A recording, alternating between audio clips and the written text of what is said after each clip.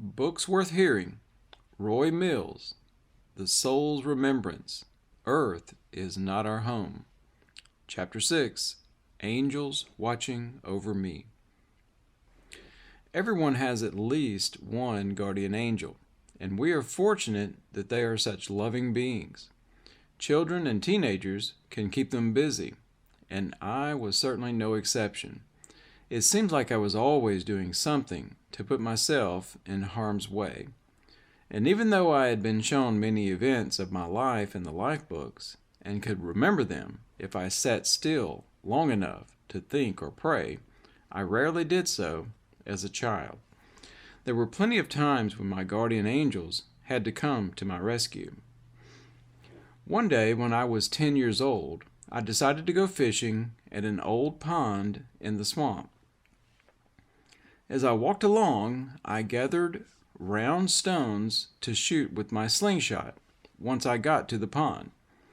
I had made the slingshot from a Y-shaped tree branch, stretching some tube rubber across it and tying the tongue of an old shoe to the middle of the rubber. The shoe tongue held the rocks real well, and I could hit almost anything within 50 feet. Most ponds in southern Georgia have cottonmouth snakes and an alligator or two. Cottonmouths are poisonous and can kill a man with their bite. But the swamps are also peaceful and beautiful and especially fun for a 10-year-old boy. I had been fishing for a while, just sitting on the bank, thinking and watching the birds fly back and forth over the pond, when suddenly I heard a voice say, "Look behind you." I whirled around. No one was there, but only 2 feet behind me was a cottonmouth, ready to strike. Without thinking, I did a forward roll and came to my feet, taking my slingshot and a rock from my pocket. My hands shook a little, but before the snake had a chance to come after me, I shot him with a rock. I hit him and he recoiled. I was panting as I kept shooting, thinking how close I had come to getting bit. Several rocks later, the snake stopped moving. After the snake was dead, I took a closer look. He was 4 to 5 feet long, plenty big enough to kill a person with just one bite. If I had been bitten, I probably would have died. It was more than a mile through the swamp back to the house, and even if I had made it that far, we didn't have a phone to call for help or a vehicle to take me to the hospital. My guardian angel surely saved me that day. Without knowing it, I kept my guardian angel hopping all the time. Bobby Holloway has always been my best friend. We grew up together, but we also knew each other in heaven before this life. Of the 3 earthly friends I made during my pre-birth training, Bobby has been in my life the longest, and I couldn't ask for a better friend. But we certainly did take a lot of risky chances. When we were kids, we used to ride bicycles together, and we liked to jump them into the road by using a big pile of dirt as a launching pad. It was a lot of fun, but we were never able to jump all the way across the road, though we constantly claimed that we'd be the first to do it. One day, while I was home alone, I got an idea. I'll build an extra high ramp and see just how far I can really jump this bike. I took a wide board from next to the barn, and then I made the dirt mound bigger until it was a couple of feet higher than the road. With the board lying on top of it, I had a ramp that was bigger and better than anything we had used before. After making sure the ramp was secure, I walked my bike to the end of the path that Bobby and I had made in the field. This was our runway. And just to make sure I was able to get up enough speed, I added a few more yards to the path. When I was ready, I hopped on the bike and took off as fast as I could. I kept pedaling faster and faster. I had made up my mind that I was going to jump the entire road on my first try.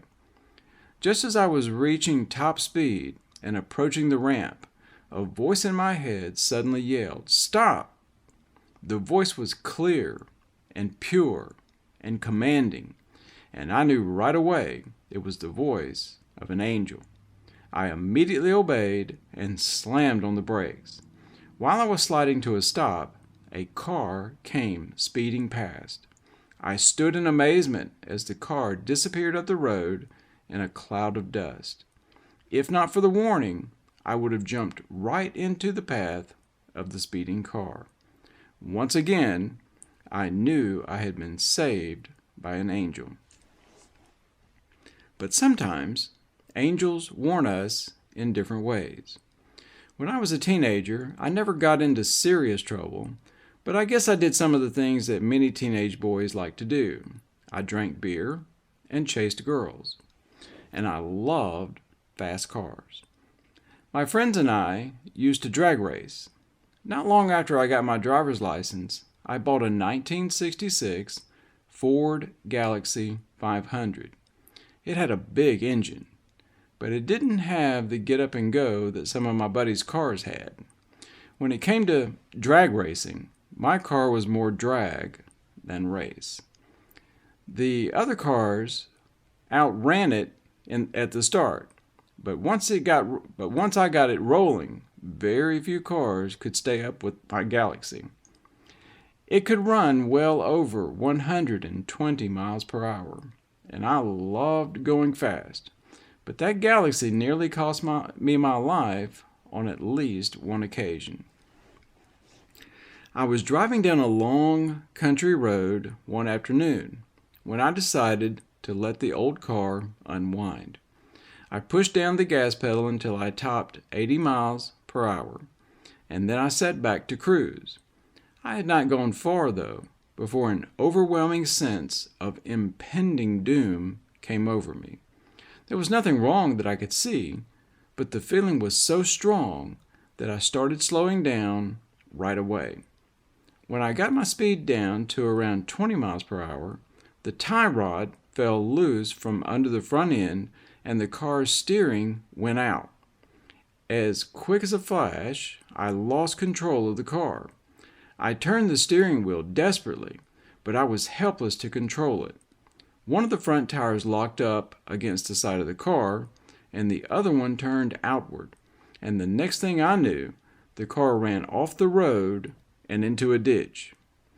If it were not for the sudden feeling that something dangerous was about to happen, I would have been going at least 80 miles an hour when the car's steering went out, and I would have been in a terrible wreck.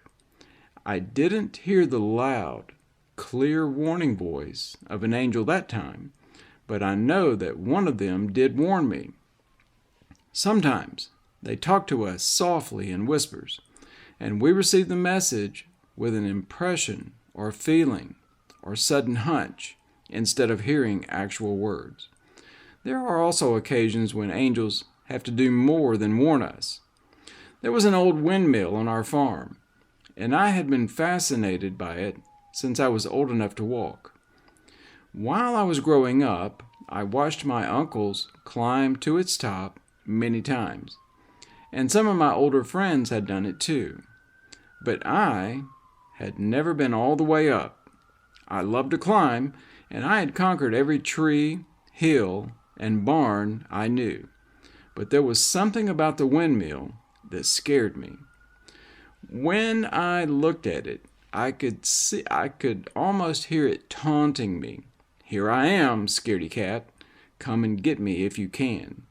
And when the wind blew, the blades would squeak as they turned, sounding to me like someone crying, "Help, help, help."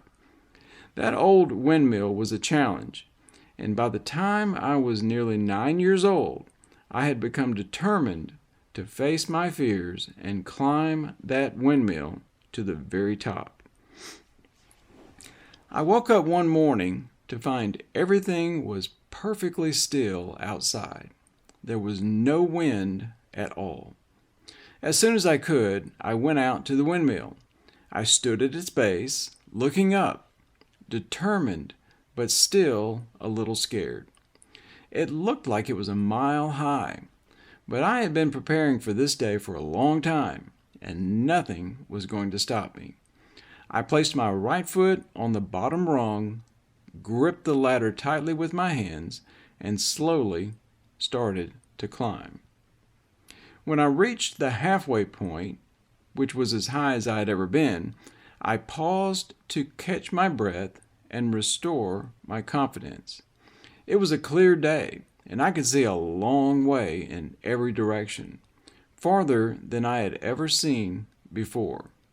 It was exciting to be able to look out at the surrounding countryside from this vantage point, and it excited me to go higher so that I could see even more. The next step took me into new territory.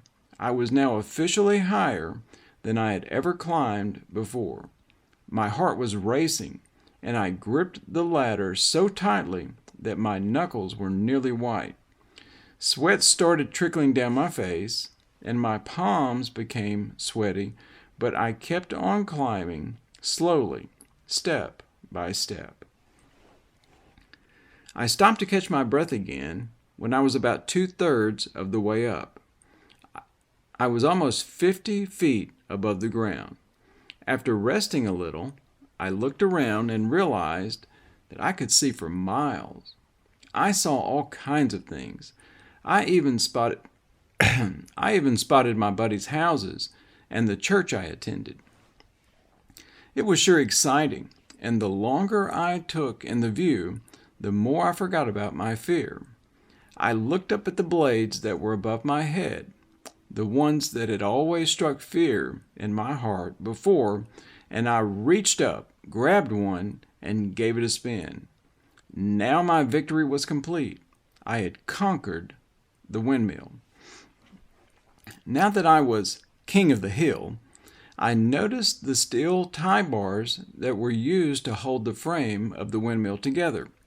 They were placed at 10-foot intervals from the base to the top. I used to play on the tie bars that were close to the ground, and I decided to take a walk on the one that was just below me at that point. I carefully lifted my right foot from the rung and slid it over onto the tie bar. Then I reached for the windmill's frame with my hand and pulled myself up until I was standing on the bar. I was a little scared, but I was not about to quit. I was the conqueror. I started inching my way along the tie bar, holding on to the stabilizer rods as I went. But the stabilizer rods hadn't been completely tightened this high up, and they started to wobble. When I put pressure on them, suddenly I was not having so much fun anymore. I was standing there, looking around and not knowing what to do, when one of the tie rods gave way. I lost my balance and started to fall. And when I grabbed for the windmill, my hands swiped helplessly through the air and came up empty. The next thing I knew, I was plunging backward toward the ground. I figured that was it for me. I had done one foolish thing too many. And just as I was thinking about how mad and sad Mama and Daddy would be if I was seriously hurt or perhaps even died, everything slowed. I felt something lift me and push me back toward the windmill. When I got within reaching distance, I grabbed on tight, and once my feet were planted firmly on the windmill again, I turned to see who or what had pushed me back into place. There was nothing there but open air. I had felt hands under my arms lifting me up and carrying me to safety. Even though I didn't see who did it, I know that I was saved by my guardian angel. I am forever grateful that she didn't let me fall, and I never tried to climb to the top of that old windmill again. It may seem unusual that I've been helped so many times by angels, but the truth is, we are all helped by angels. Most of us are just not aware of it. They look out for us in all kinds of ways. If you have an uneasy feeling that won't go away, a thought of warning that suddenly pops into your head, an unexpected delay, or something that throws a monkey wrench into your plans, it may be that your guardian angel has just kept you from a mistake or a disaster. They also come to us in times of sorrow and confusion to comfort and reassure us. When I was going through rough times with my mother before she abandoned me, an angel came to reassure me that everything would be okay. And after my grandparents died several years ago, 2 heavenly messengers appeared in my bedroom to comfort me and tell me that Mama and Daddy were just fine. At moments of our greatest grief and sorrow and need, God sends angels to help us. We might not always see or hear or feel their presence, but they are there. And they will bring us God's love and help if we will let them, and if we will be humble and listen. I have seen many angels in my life, and even before I was born, I was fascinated by them. After answering one of my questions during part of my pre-birth training, my angel guide asked me if I had any more questions. Could I see an archangel? I asked. I was very pleased when she said yes. She led me up a long flight of very wide stairs and down a spacious hall. Like everything else I had seen, the walls and floors radiated a beautiful light. Then we climbed a shorter set of stairs up to a large doorway that opened onto an even larger room. My angel guide stopped me when we got close and said, "We have to be very quiet because the archangel is in deep thought and resting. Be very careful not to disturb him." Then she told me I could go over and look inside the room. I walked quietly up to the doorway, which was much taller and wider than most of the others I'd seen in heaven. When I peeked inside, I saw something that I will never forget. The biggest angel I had ever seen was sitting in the middle of the room with his back to me. Even sitting down, he was taller than my angel guide. He had large, beautiful wings that glowed with a pure white light, and the robe he wore was a brilliant white and looked like it was made of thick silk. I was in such awe of him that I didn't notice much about the interior of the room, except that the walls looked like they were made of a rich, semi-transparent blue marble that glowed with a bluish white light. Now that I had seen the archangel, I wanted so much to talk to him. My angel guide had warned me not to disturb him, but I couldn't help myself. Trying to keep the disturbance to a minimum, I just said, "Hello." The archangel slowly turned his head and looked at me. Without saying a word, he smiled and then turned back around to resume his thoughts. Just seeing him smile was enough, and I was filled with excitement and love. I backed away from the room with a grin on my face. As we left, I saw my angel guide was smiling too. Angels are wonderful beings who serve God by serving His children. They do many different things, but most of what they do is to help us in completing our missions. Chapter 6, Angels Watching Over Me. The end.